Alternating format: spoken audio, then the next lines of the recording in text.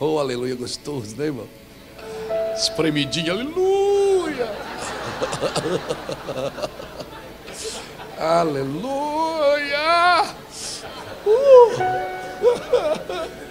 Oh, aleluia. Eu duvido você fazer de novo. Eu duvido.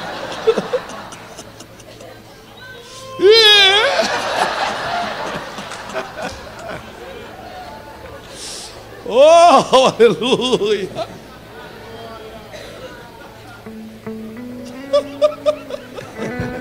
É bom demais esse Jesus, né?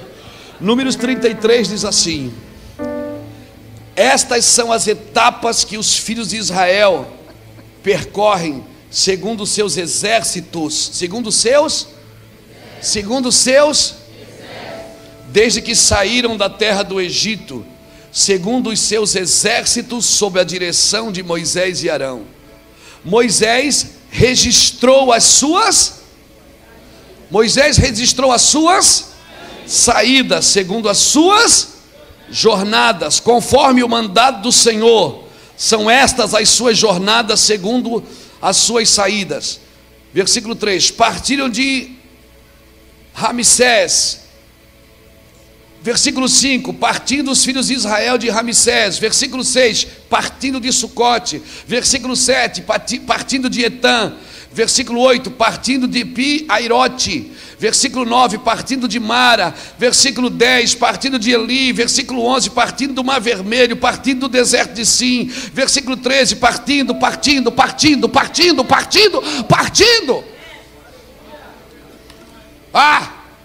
Estenda sua mão para mim e me abençoa. Quem sabe a palavra que vai mudar a sua vida está nesse altar hoje. Quem sabe a palavra que vai reposicionar você no lugar em Deus, vai trazer você de volta, vai colocar você no seu destino profético, hein? Partindo. Lembra da nuvem ontem? Eu falei que nós íamos começar ontem e íamos terminar hoje. Deus não mandou Moisés registrar as entradas, Deus mandou Moisés registrar as saídas. Porque Deus está disposto de reposicionar você toda vez que você estiver disposto a sair debaixo de uma ordem de Deus. Deus mandou sempre registrar as saídas. Ele não disse, registra as chegadas. Ele disse, registre as saídas. Porque a chegada não tem a ver com você. É eu que vou te mostrar. Quando eu disser sai, você registra a saída. Mas para onde? Não te interessa. Isso é eu que vou te guiar. Amém? Amém? O problema é que nós queremos registrar as entradas. E enquanto não entramos, não desfrutamos. Aquilo que não apalpamos, não desfrutamos. O profeta Norma estava falando hoje da porta, open door. Colocarei diante de ti o que? Uma porta aberta. Por quê? Porque tu tens a chave de Davi, que abre e ninguém fecha, e que fecha e ninguém abre. A chave de Davi, ou seja, você entender algumas coisas que Davi entendeu. Davi não era um homem segundo o coração de Deus porque era perfeito. Ele era um homem segundo o coração de Deus porque entendia o que Deus gostava. O que é um homem segundo o coração de Deus? É um homem que entra no coração de Deus, descobre o que Deus gosta sem que Deus tenha que falar. Isso é tanta intimidade, é como um casal, só de olhar já sabe o que está dizendo. Eu olho para o meu filho e ele diz, eu não fiz nada. Eu digo, não estou falando nada, só estou te olhando. E a Bíblia diz que o Senhor quer nos guiar com os olhos. Salmo 32 diz, não sejai como cavalo, nem como a mula, que precisam de cabrestos, senão não vem a ti. Instruir-te-ei o caminho que deve seguir, guiar-te-ei com os meus olhos. Ele disse, fica olhando para mim que você vai entender o que eu estou pensando e eu estou dizendo. Fica olhando para mim que nesses dias, não olhe para as circunstâncias, não olhe para o caos, não olhe para a corrupção, não olhe para o engano, não olhe para a mentira, não olhe para as decepções, não olhe para as ofensas. Líderes que não se ofendem nessa geração serão uma semente para a unidade. Homens que não se ofendem mais, homens que você não consegue mais ofendê-los, machucá-los. Homens que vão para o púlpito, não vão vomitar a sua alma, vão abrir a boca e vão declarar o que Deus está dizendo. Eu sei que é assustador quando alguém vem aqui e diz assim: ó, eu estou ouvindo Deus. Eu ouvindo Deus? Porque isso parece uma coisa tão distante para alguns, que quando a gente diz Deus falou comigo, a pessoa diz: está amarrado, Deus falou. Aquilo que era para ser natural no meio da igreja, parece que agora virou uma utopia. Tem coisa mais louca do que você falar com Deus em oração? Tem coisa mais louca do que você dobrar o joelho e ficar ali: oh Deus, aleluia. Tem, ouvir Ele. Uma coisa é você falar, outra coisa é você ouvir Ele, e outra coisa é você contar para alguém: Deus falou comigo. Então o que era para ser natural na igreja parece que ficou estranho. Quando alguém diz: Deus está me falando, Deus está me dizendo, Deus está me mostrando, a gente diz: ah, peraí, por que só Ele vê e eu não vejo? Vai ver, Deus está mostrando e você não está entendendo? Deus, irmãos, está trazendo uma nova ordem sacerdotal para esses dias. A igreja brasileira não é a mais perfeita, ela não é a mais certinha, ela não é a mais corretinha, mas Deus resolveu usar a igreja brasileira também como um sinalizador nesses dias, e nós precisamos acordar para isso, amém? Nós precisamos voltar para o lugar de adoração e sair de uma idolatria evangélica, uma idolatria que adora as denominações, que adora as organizações, mas que não está entendendo o que Deus está dizendo nesses dias. Se você ler Jeremias capítulo 7, versículo 21, você vai ver Deus dizendo: eu nunca vos pedi sacrifício de animais, eu nunca pedi para você matar um boi para mim, matar um cordeiro, eu nunca pedi. Deus disse: eu nunca pedi. Eu pedi que vocês ouvissem a minha voz e guardassem a minha aliança, mas vocês não.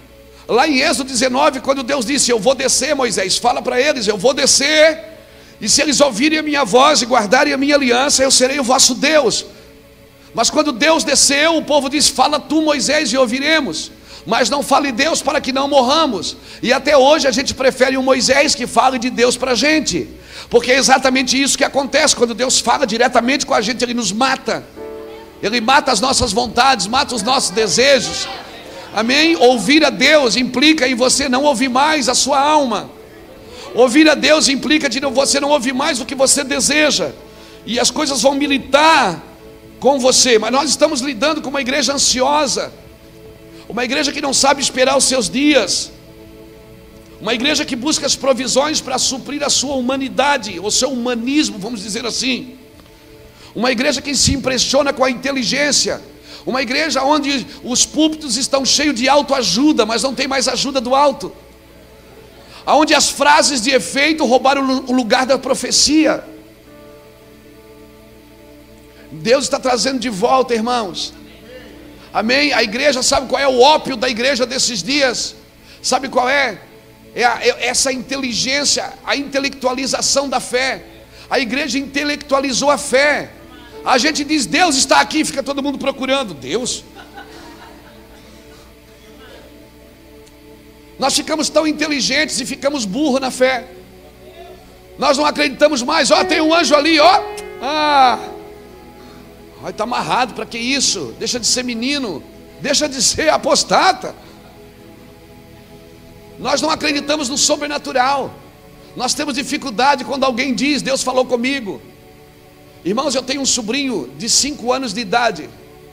Há mais ou menos 8, 9 meses atrás, ele é filho do meu irmão. Ele tem 5 anos de idade. O Júnior vai estar aqui com vocês em julho, meu irmão vai estar aqui. É bom que você não venha, ele é muito pesado de língua. Lá na igreja ele prega 2 vezes por ano, porque toda vez que eu ponho ele pregar, ele diz: eu não tenho uma palavra. Quando ele tem uma palavra, ele diz: eu preciso pregar, eu tenho uma palavra. Mas aí o pessoal aguenta só meia hora, depois não aguenta mais. Daqui a pouco está todo mundo jogado no chão gritando, porque ele é pesado de língua. E ele tem um filho de 5 anos, e o filho dele sentou e disse assim: pai, senta aqui. 5 anos de idade. O menino disse: pai, senta aqui. Ele sentou, ele disse: o Deus está falando comigo. Aí meu filho, o meu irmão, Deus, ele disse: está falando. Aí meu irmão foi provar os espíritos, disse: como é que é a voz dele? Ele disse: é forte e suave, é como um barulho de chuva. Aí meu irmão já começou a entrar em transe. E ele diz: filho, o que é que ele está falando? Ele está dizendo que os pastores do Brasil não oram, que os pastores do Brasil precisam orar mais. Ele tem 5 anos de idade, ele não conhece a Bíblia, ele não é alfabetizado ainda, ele não conhece linguagens bíblicas, Kiko. Ele disse: Deus está falando para mim, pai, e Deus está me dizendo que se os pastores do Brasil se juntarem e orarem, vai vir ainda um grande avivamento. Isso que estão vivendo hoje não é avivamento, ele disse. Não é. Ele disse: ó pai, ó, Brasil, Nordeste, ele chama de Tordeste. O Tordeste, Europa, Israel. Preparar a volta do filho. Ele falando para o meu irmão, cara. Ele diz assim: diga para o pai do Samuel, que sou eu, para ele dizer para os pastores do Brasil orarem mais. 40 minutos ele ficou profetizando. E o meu irmão ia falar, e meu irmão dizia assim: mas meu filho, ele disse: cala a boca, eu estou falando. Ele disse: cala a boca, eu estou falando, pai. Preste atenção no que eu estou te dizendo. Ele tem 5 anos de idade. Sabe o que eu vejo aqui se cumprindo? Joel capítulo 12: vossos filhos e vossas filhas profetizarão. Os sinais estão batendo na nossa porta, e nós queremos encher cadeiras. Os sinais estão batendo nas nossas portas, e nós estamos fazendo campanha na igreja para enriquecer. Os sinais estão gritando em nosso interior.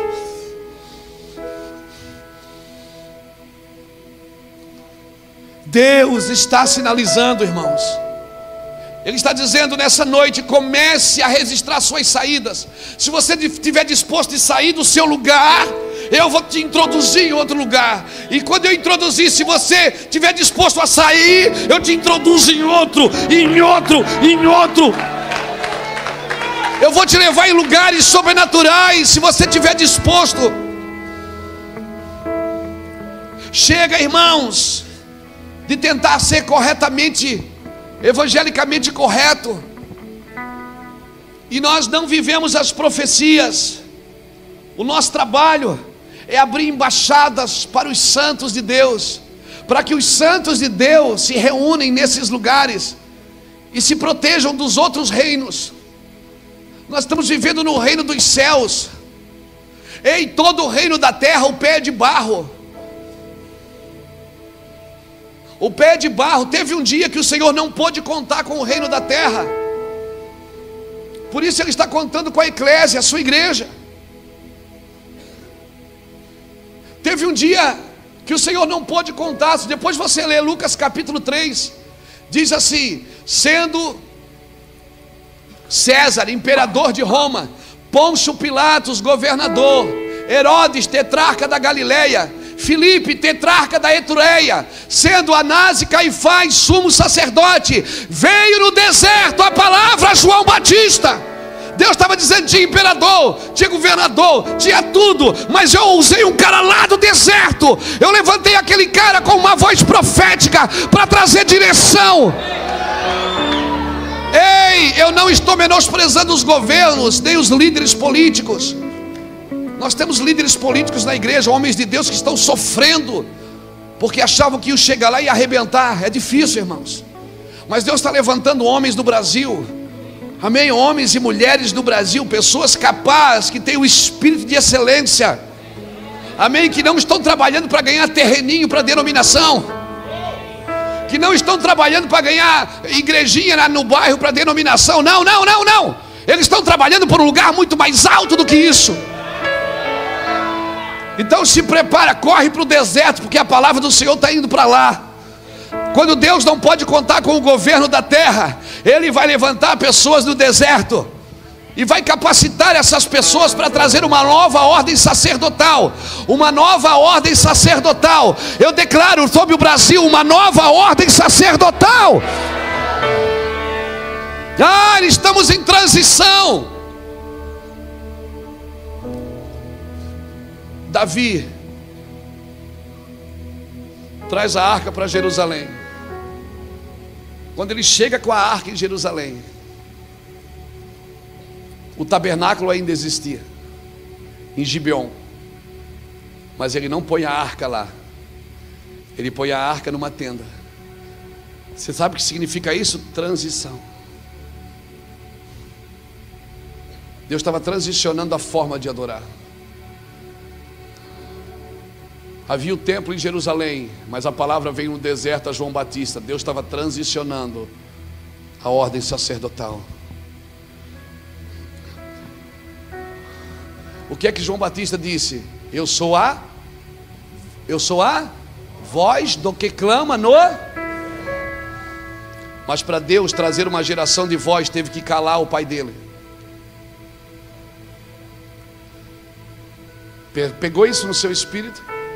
Às vezes, para Deus trazer voz para uma geração, tem que calar a geração anterior. Está entendendo isso, cara? Por que algumas pessoas estão perdendo a autoridade?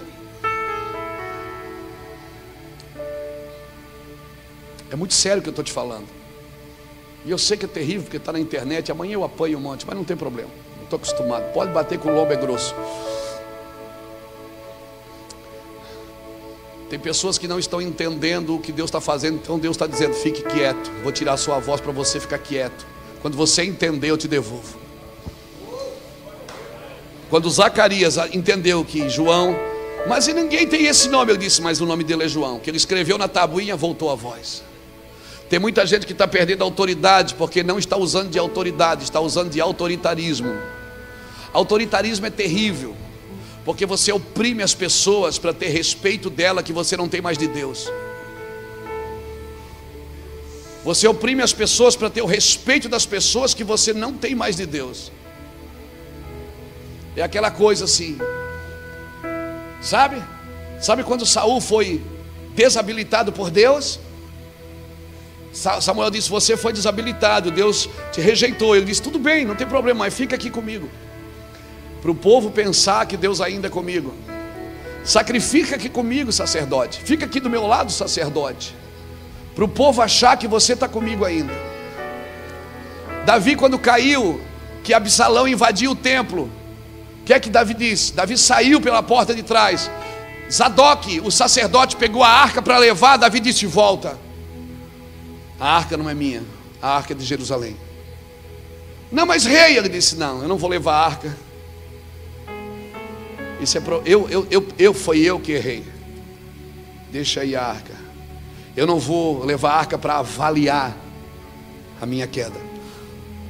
Fique, está na Bíblia, irmão, leia.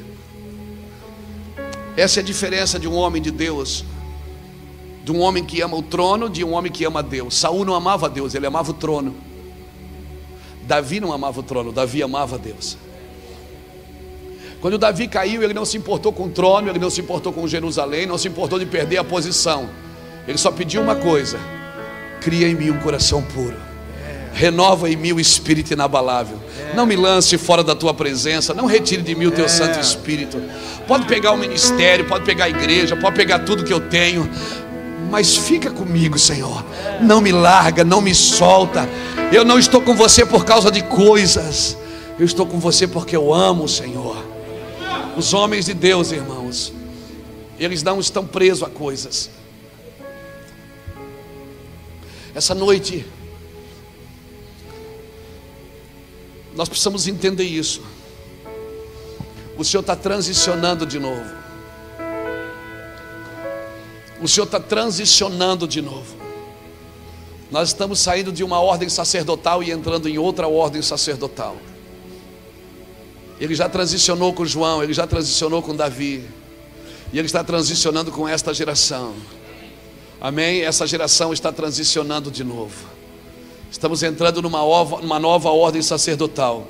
A Bíblia diz que Paulo disse assim: o reino dos céus não é comida e nem bebida. Depois Paulo disse o que era o reino. Mas a primeira coisa que Paulo descobriu primeiro é o que não era, para depois dizer o que era. Tem gente que já descobriu o que não é, mas já acha que pensa que sabe o que é. Não. Se você já descobriu o que não é, se mova por aquilo que você sabe que não é. Só porque você sabe que às vezes tem que sair de um ambiente, não significa que você já sabe aonde tem que entrar. O Senhor disse: registra as saídas, deixa que eu conduzo você ao novo ambiente, ao novo lugar de glória. Amém? Siga a nuvem. Siga a nuvem. Se nós não nos interessarmos nesses dias por aquilo que o Senhor está mostrando, falando, meu Deus, só falta pegar com a mão aqui. Porque as movimentações proféticas desses dias aqui são muito violentas. Eu escrevi algumas coisas e eu preciso ir para casa meditar. Eu preciso ir para casa, entrar para dentro de mim e meditar no que o Senhor quer. Nós não temos falta de revelação. As crianças estão tendo revelações. O problema são as nossas interpretações. Porque a forma que interpretamos é a forma que aplicamos. Se interpretamos errado, aplicamos errado. Por isso, não resista às entradas, resista às saídas. Saiba do que você tem que deixar, não do que você tem que pegar. Saiba de onde você tem que sair, não do que você tem que entrar. Amém? Siga a nuvem. Siga a nuvem. Aleluia. Louvado seja Deus. Nesses dias nós precisamos ficar atentos, irmãos. Ah, pastor, mas é que eu venho na igreja no domingo, mas eu tenho a minha vida secular. Querido, não existe vida secular. Essa secularização da fé, isso é o espírito greco-romano que secularizou a nossa mente, que a gente acha que é dois ser, um ser na igreja e um ser no trabalho. A minha mãe, quando era só eu que era pastor, eu tenho dois irmãos. Antes era só eu que era pastor. A minha mãe dizia: eu tenho 3 filhos, um é pastor, os outros 2 trabalham. Então lá em casa hoje ninguém mais trabalha, porque são 3 irmãos e todos são pastores agora. Porque a gente seculariza. Domingo nós somos uma pessoa, segunda-feira nós voltamos. Não, porque na minha vida particular, na minha vida secular, eu tenho que tomar as decisões. Não, querido, não existe vida secular. Saia desse marxismo, dessa cultura gospel. Saia dessa criatividade grega romana. Irmãos, quando os gregos foram ver Jesus, está na Bíblia, João capítulo 12, versículo 20. Filipe procurou André e disse: olha, tem uns gregos aí querendo ver Jesus. Aí André foi até Jesus e disse: ó, tem uns gregos aí querendo te ver. Sabe o que Jesus disse? Chegou a hora do Filho do Homem ser glorificado. Por quê? Porque a Grécia era o berço da inteligência da época, era o berço da sabedoria, da filosofia. E agora aparece esse Nazareno, filho do Zé, filho da Maria, lá de Nazaré, um lugar improvável, falando coisas inefáveis, fazendo coisas sobrenaturais, dizendo palavras e acontecendo o que ele dizia. Então os gregos vieram ver o que é, porque afinal de contas a filosofia é que ditava as regras da época. Irmãos, infelizmente na nossa teologia tem muito mais de Platão do que de Abraão. A nossa teologia é mais autoajuda do que ajuda do alto. A nossa teologia tem ensinado as pessoas a viver feliz na igreja, não viver santas. E o Senhor está fazendo uma reforma. Martinho Lutero fez a reforma da teologia. Agora o Senhor está usando pessoas nesses dias para fazer a reforma do comportamento. O comportamento da igreja, nós vamos precisar de outra reforma. E uma das reformas que vamos precisar é voltar a ouvir a voz de Deus. Sim!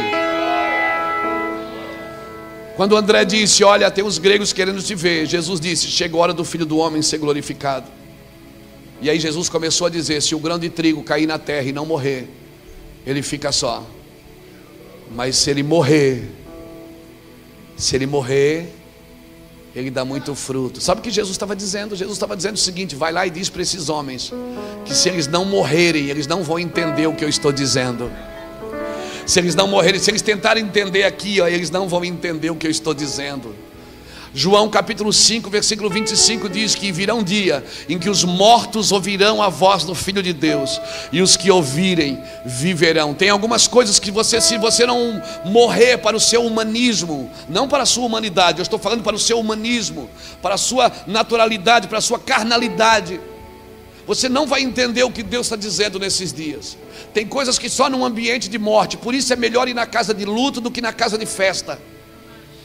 Porque na casa de luto o homem pondera o seu coração. João capítulo 11, Jesus chega em Betânia. Quando ele chega em Betânia, os discípulos vêm atrás murmurando: meu Deus, o que é que viemos fazer aqui? Vamos morrer também? Está na Bíblia. Quando ele chega em Betânia, os fariseus dizem: se ele fosse amigo de Lázaro, ele estaria aqui antes de Lázaro ser enterrado, estaria aqui antes de Lázaro morrer. Marta, a irmã, se jogou no chão e disse: Senhor, se tu estivesse aqui, meu irmão não teria morrido. Ele manda chamar Maria? Não, na realidade ele não mandou chamar Maria. Foi Marta, persuasiva, que mandou chamar Maria. Disse: chama Maria. O mestre te chama. O mestre não chamou, foi Marta que chamou. Ela disse: vai lá, de repente você é uma adoradora, você dá uma força. Maria fez a mesma coisa. Mestre, se tu estivesse aqui, meu irmão não teria morrido. Quer saber de uma coisa? Ninguém entendeu nada que Jesus foi fazer em Betânia, nem seus discípulos, nem a religião da época, nem os irmãos do morto. Aí Jesus disse: meu Deus, tira essa pedra. Lázaro, você é o único morto aqui, quem sabe você entende o que eu vim fazer aqui. Você é o único morto capaz de me ouvir. Então ele disse: Lázaro, come on! Aleluia! Come on, Lázaro! Vem para fora, Lázaro! E sabe por que Lázaro veio? Porque ouviu. E sabe por que ouviu? Porque estava morto. Virão dias que os mortos ouvirão a voz do Filho de Deus, e os que ouvirem viverão. Ei! Aleluia! Glória a Deus. No ambiente de morte, Ele fala com os seus. Quando Jesus morre na cruz, os primeiros a saltarem do túmulo são os mortos. Então se prepare, porque num ambiente de ressurreição, o que parece que está morto vai ressurgir em nome de Jesus. A glória que parecia estar perdida, a esperança que parecia estar perdida, a falta de recursos que parecia estar perdida, não, nós declaramos, vamos trazer pela palavra a existência aquilo que não existe. Nós declaramos isso. Que haja interesse na igreja, que haja interesse naquilo que o Senhor está mostrando nesses dias. Amém. Aleluia. Eu estou muito animado com tudo isso. Eu estou muito animado. Eu tenho mais ou menos uns 5, 6 livros prontos para a hora do avivamento. Não é a hora de publicar ainda, mas já está pronto. Eu escrevi um livro sobre cura, o Senhor que te sara. Jesus não orava muito por doente, Ele declarava, Ele dizia: ser curado.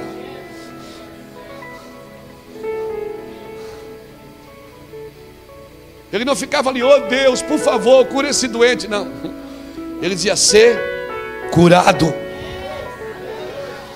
Enviou a sua palavra e os sarou. Está prontinho lá, esperando o tempo. Eu vou te falar uma coisa: se anime. O Senhor está mostrando, se anime. O Senhor está declarando: chega de uma igreja almática, uma igreja que só reclama. Você vê as músicas gospel que mais vende no mercado gospel, são a música que exalta a alma das pessoas, que exalta a dor, que exalta a tristeza. Não, cante para Ele, adore o Senhor na vertical, crie ambientes de glória para Ele. Aleluia, aleluia. Torne claro o que Deus está fazendo. Senhor, pastor, mas eu estou orando para que Deus invada o céu, invada Taubaté com a sua glória. A glória já está aqui, amigo. Você está pedindo uma coisa que você já tem, meu amado. Quando Isaías viu o trono, ele disse: toda a terra está, não vai estar, não estará, está. Amém? Artigo definido, está cheia da sua glória. Toda a terra está cheia da sua glória. Ó, tem glória aqui, ó, tem glória ali, ó, tem glória ali, ó, tem glória aqui, ó, tem glória aqui, ó. Ei! Mas por que essa glória não vem para fora? Porque não era o tempo.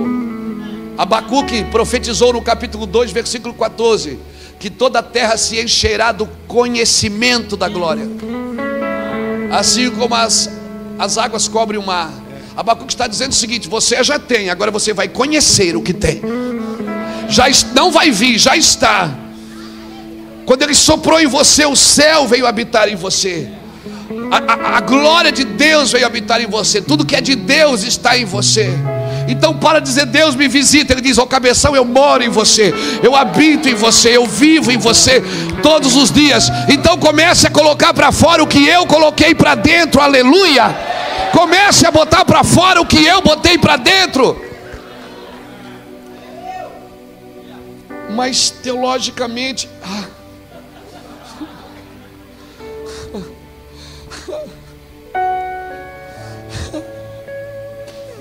meu Deus, que pobreza nós estamos vivendo.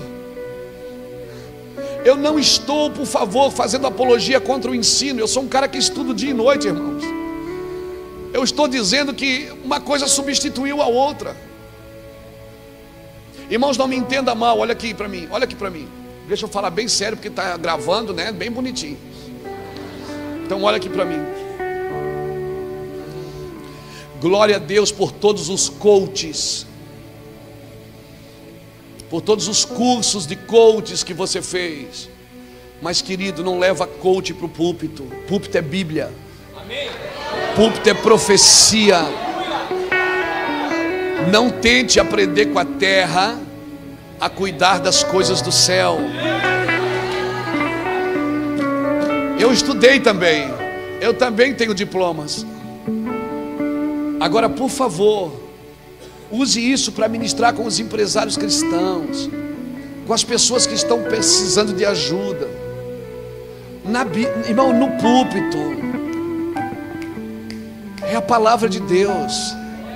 E a palavra de Deus muitas vezes não vai fazer sentido na hora, porque a equação de Deus é diferente da nossa. Deus diz que o último é que é o primeiro, que o louco é que é sábio, que o pobre é que é rico, que o fraco é que é forte, que o que chora está alegre.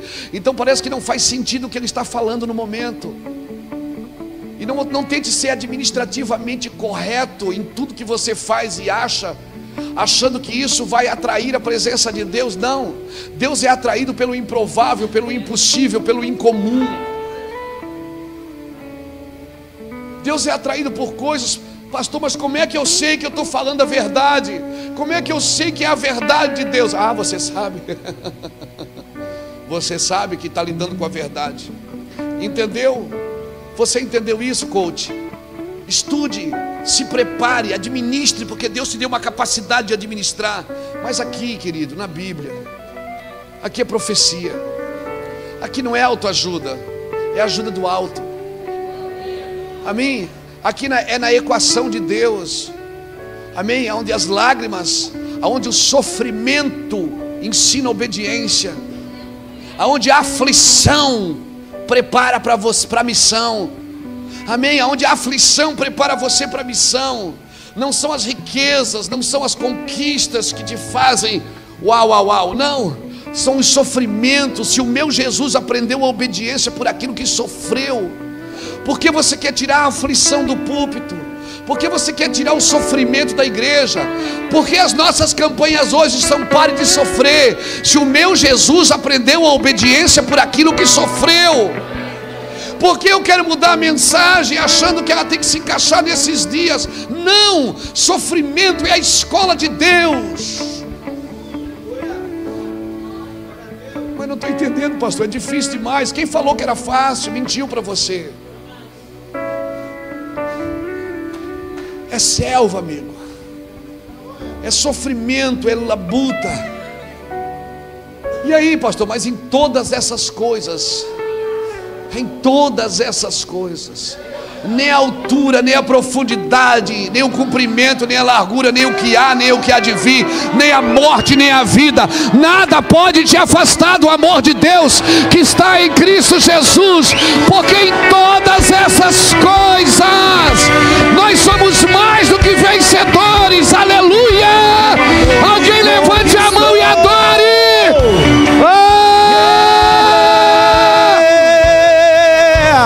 Nada vai me separar de ti. O teu amor me conquistou. O teu amor me conquistou. Nada vai me separar de ti. O teu amor me conquistou. O teu amor me conquistou.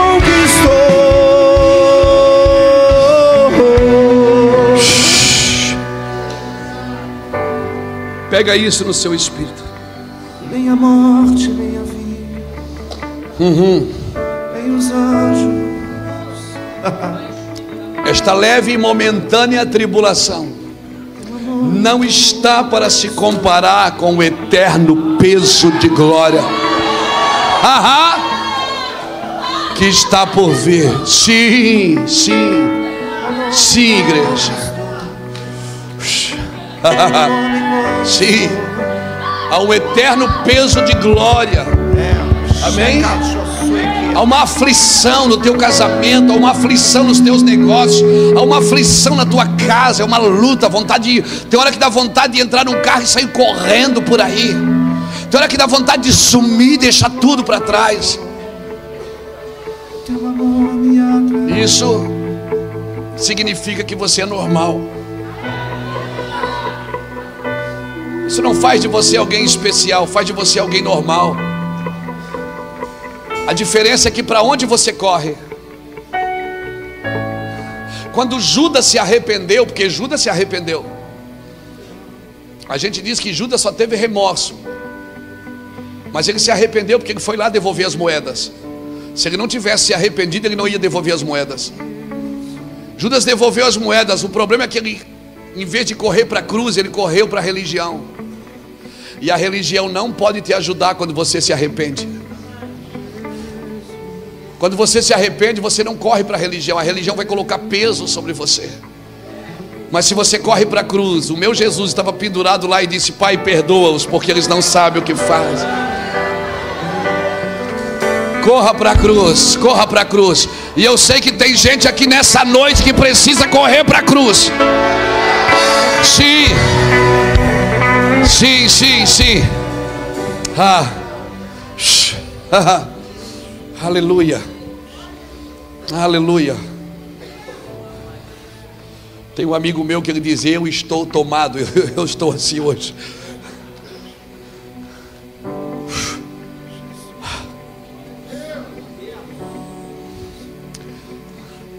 Abra Êxodo capítulo 3 comigo.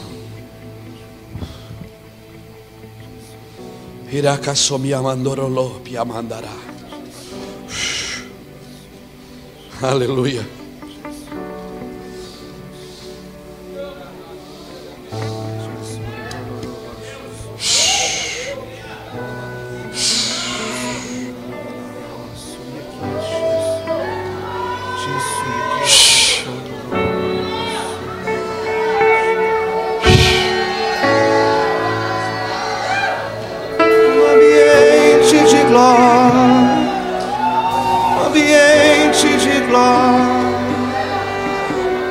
Anjos e homens exaltam o Rei da Glória no ambiente de glória. Xaramandorô, Alamandara Labassu, Aragalabassuri Andaralabara, exaltam o Rei da Glória no ambiente de glória, no ambiente de glória.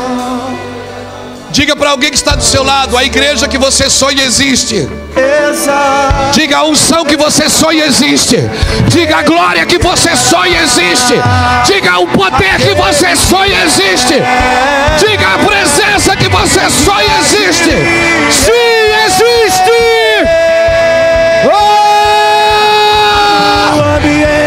Você não está louco.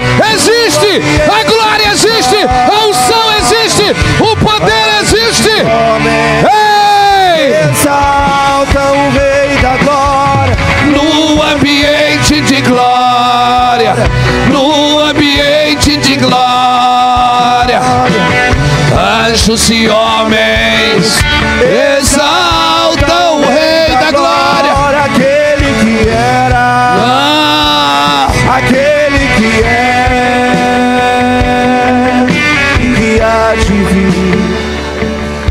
Chesodro no locante a sui candra na labachoi aqui, ó. Reina la labasodro no lo, chosodro no lo que achei. Flua, flua. Alan, o teu coração, cara, por causa do teu coração, aqui vai se tornar um ambiente onde os ministros de adoração vão bater nessa casa, vão bater nessa porta. Eles vão ouvir atrás, eles vão ouvir falar de um lugar, por causa de um coração, do coração que Deus colocou em você. A gente sabe que não tem nada a ver sobre nós, mas por causa do teu coração, realmente esse nome aqui, ele vai se tornar real na vida de vários ministros de adoração. Os sonhos de Deus vão voltar para essas pessoas. Pessoas frustradas por causa dos seus sonhos que não deram certos. Pessoas frustradas por causa dos seus planos que não estavam alinhados com Deus. E realmente você vai ser essa pessoa que vai ser usado por causa de um coração de servo, por causa de um coração humilde, por causa de um coração que se submete. Você vai ser usado, cara. Vão vir aqui, vão bater aqui, em nome de Jesus. Que a tua casa já seja esse ambiente. Que realmente esse ambiente de glória não seja somente uma melodia, seja uma realidade na nossa vida, na tua vida, nesse lugar. Que realmente nesse ambiente de glória, realmente os sonhos de Deus possam voltar a se tornar real na vida desses ministros, em nome de Jesus.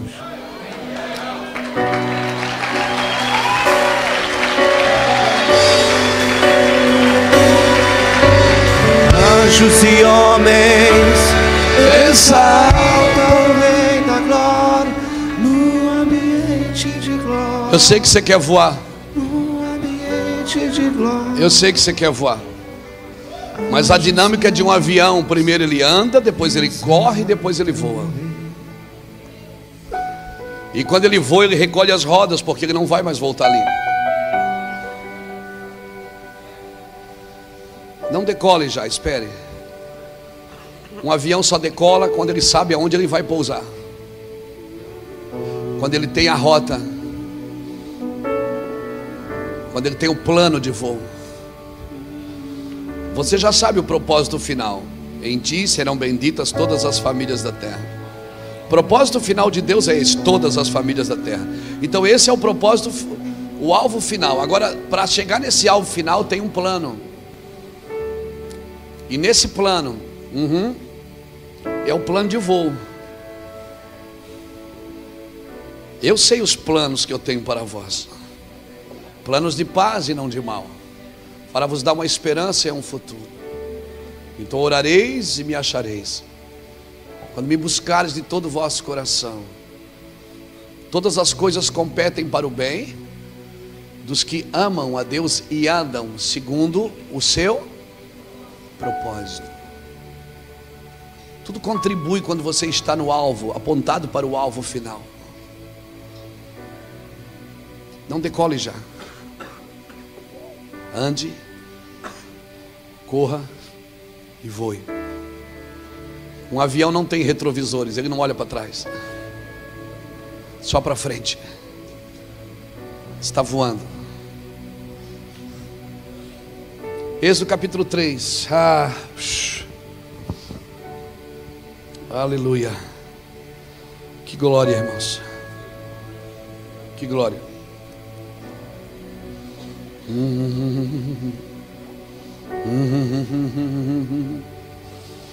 Êxodo 3 diz assim: apacentava Moisés o rebanho de Jetro, seu sogro, sacerdote de Midian, e levou o rebanho para trás do deserto e chegou a Horebe, o monte de Deus.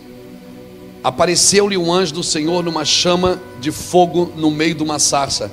Moisés olhou e viu que a sarça ardia e não se consumia, mas a sarça ardia, mas a sarça não se consumia.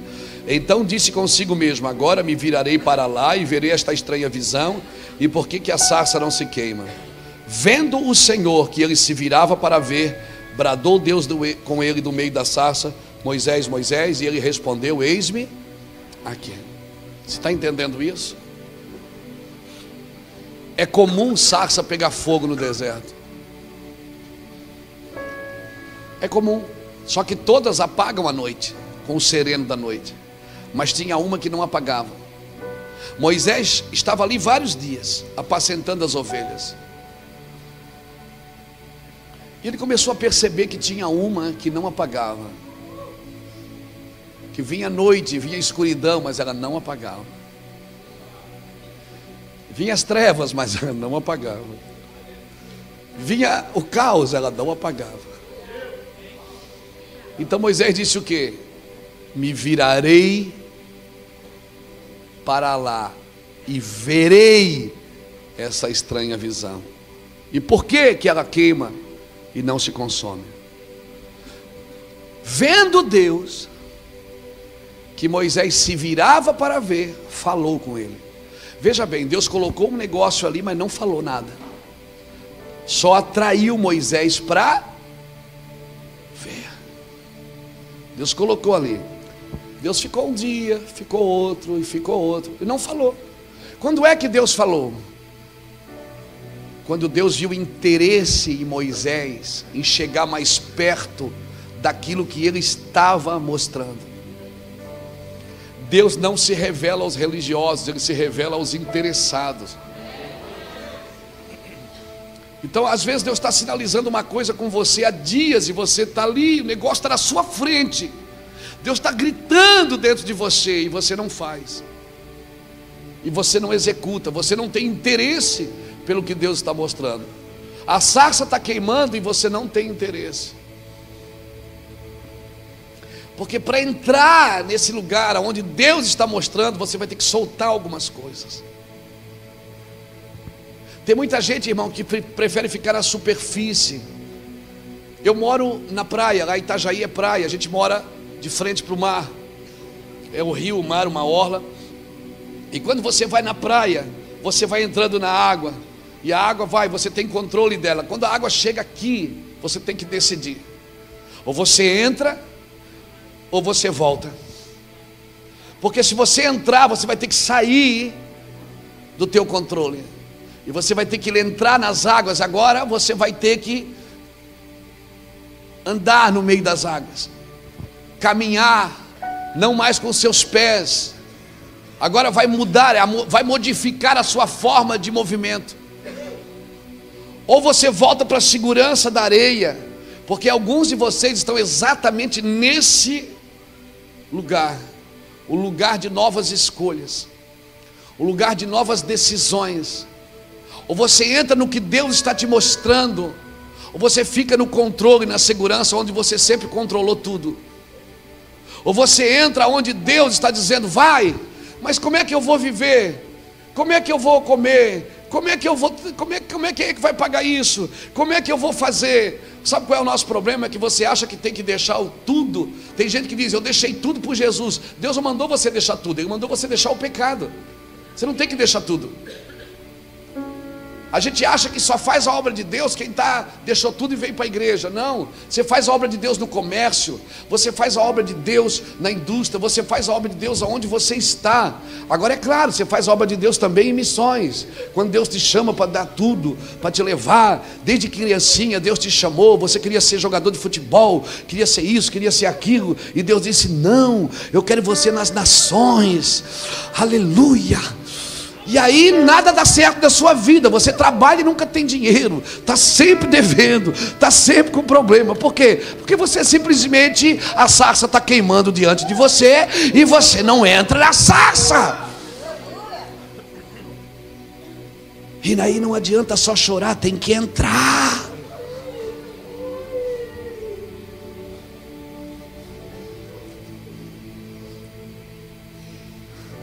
O Senhor está sinalizando. Você está entendendo?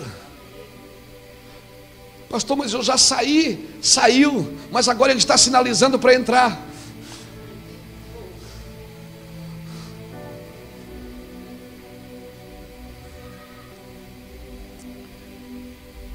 Eu e Iraci estamos vivendo nesse momento nas nossas vidas, porque nós somos pastores de igreja. Há 17 anos pastoreamos a mesma igreja. A Iraci é muito mais pastora do que eu. Então eu chego em casa de uma conferência, ela está na igreja. Às vezes eu quero contar as coisas da conferência para ela, ela quer me contar as coisas da igreja.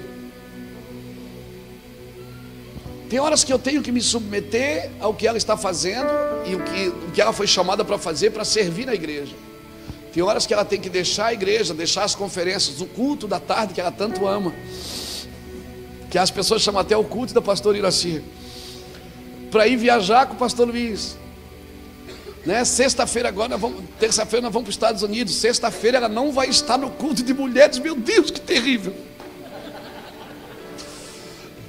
Mas é uma submissão para um novo ambiente que Deus está falando. Mas meu Deus, foi nós que construímos tudo isso aqui, pastor.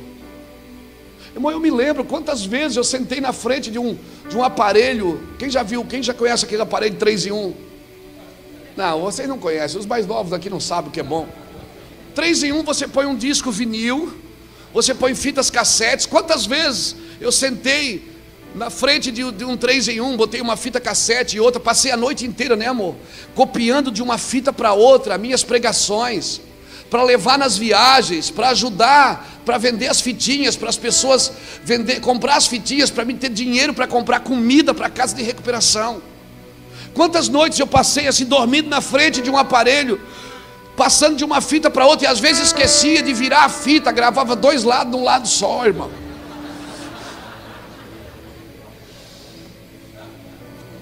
Quantas noites eu passei na frente de um aparelho, gravando de uma fita cassete para outra. Hoje, lá na nossa editora, eles pegam 85 mensagens que eu prego. Eu estou falando 85, de 1h30, 2 horas cada uma. Eles põem num pendrivezinho desse tamanhinho. Eles levam 10 minutos para botar 85 mensagens. Ali eu disse, Deus, que injustiça.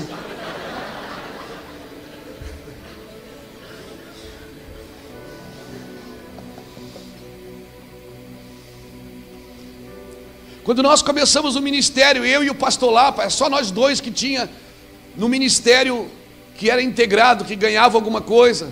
Tinha um mês que a gente pagava a energia elétrica da casa dele, no outro mês pagava a energia elétrica da minha casa, para balancear. Hoje nós temos 75 pessoas em tempo integral no ministério. Quantas vezes nós fomos para a igreja de bicicleta, eu e Iraci, de carona. Hoje todo pastor da igreja tem um carro, às vezes 2. E eu fico, Deus, que injustiça é essa? E agora que está tudo pronto, o Senhor quer me tirar da igreja e me levar para as nações, dormir numa rede na África, dormir num colchão, comer chima com a mão, cara. Você já comeu chima com a mão?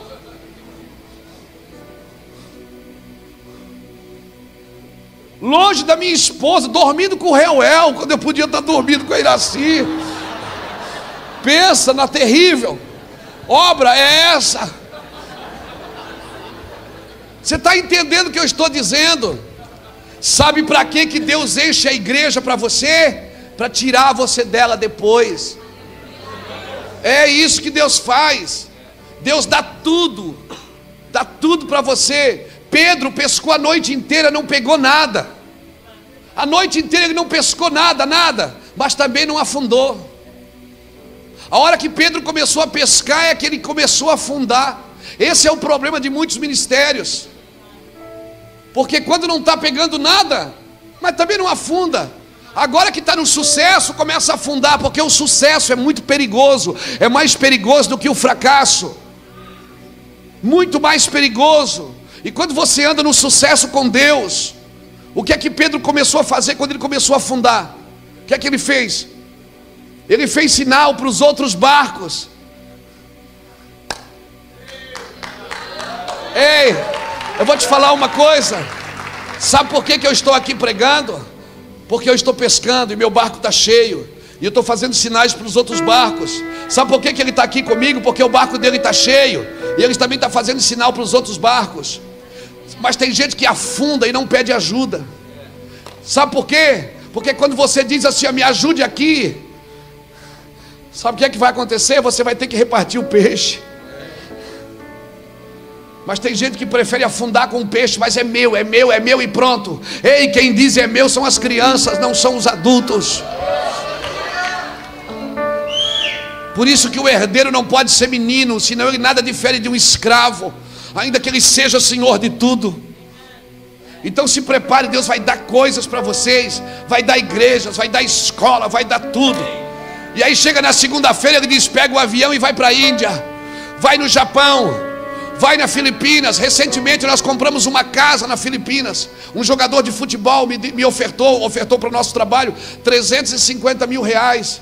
Nós compramos uma casa na Filipinas para fazer um orfanato. Vai abrir agora nos próximos dias um orfanato lá na Filipinas.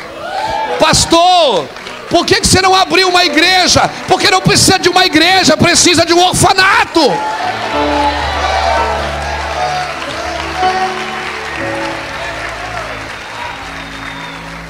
Por que você não abrir uma igreja para pregar o evangelho? Não precisa de uma igreja para pregar o evangelho, precisa tirar as crianças da rua, elas estão morrendo. Nós precisamos entender o que é reino, querido.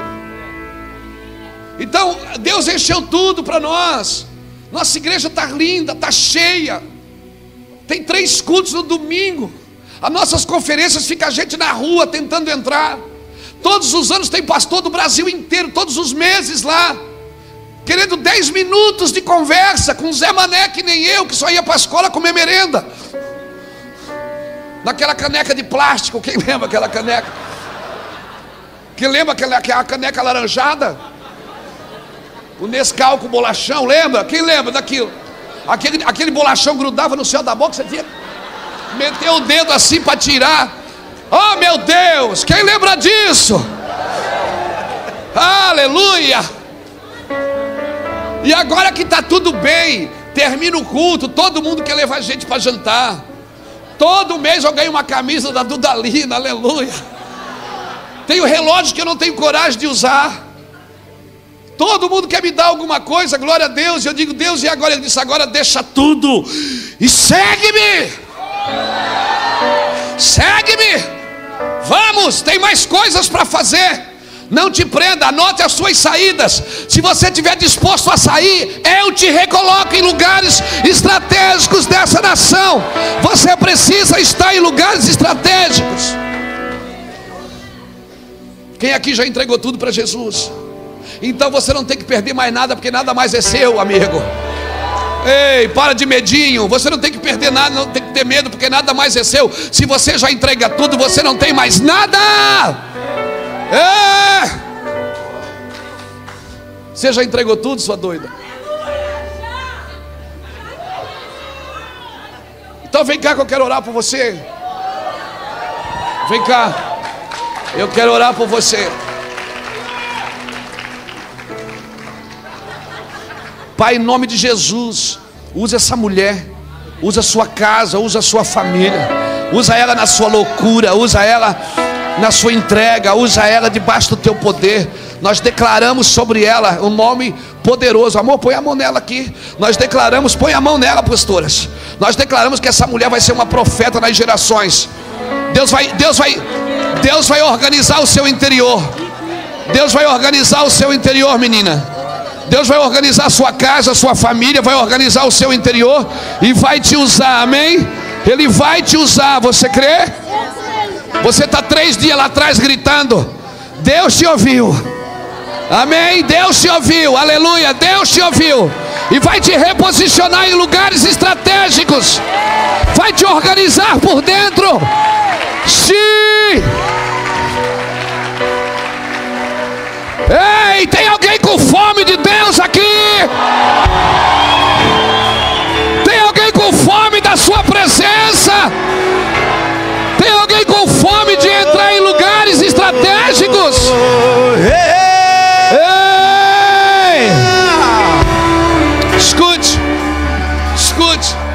Não, escute. Senta aí. Hoje é sábado. Shabat. Não cola não que isso pega, hein?